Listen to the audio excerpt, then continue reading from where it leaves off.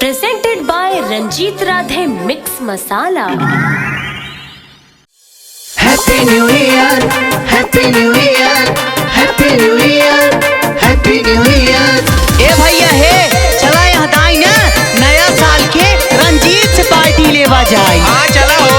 खाके मुर्गा देसी दारू पी पी के बियर, बोला सब पैक लगा के हैप्पी न्यू ईयर। अच्छा खाके मुर्गा देसी दारू पी पी के बियर, हाँ। बोला सब पैक लगा के हैप्पी न्यू ईयर। क्या बात है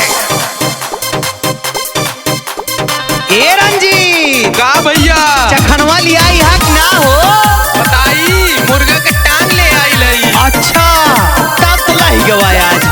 चखने में है लॉलीपॉप, बियर पियेंगे भर भर कप, कोई नहीं घर जाएगा, पार्टी होगी नॉन स्टॉप। अरे 500 रुपये जुर्माना लगाए दे यार जे जाए तो।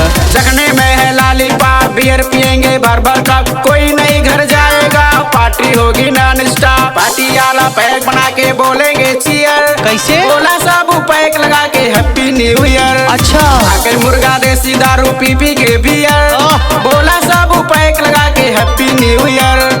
Happy New Year, Happy New Year, Happy New Year, Happy New Year।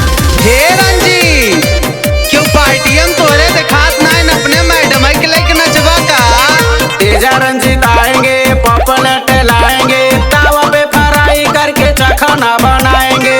अच्छा हमारे तो पहले से शक रहा भाई। तेजा रंजीत आएंगे, पॉपलेट लाएंगे, तावा पे फ्राई करके चखना बनाएंगे। डांस करेंगे एक दूजे के हो के नियर, बोला सब पैक लगा के हैप्पी न्यू ईयर। अच्छा आके मुर्गा देसी दारू पी पी के बियर,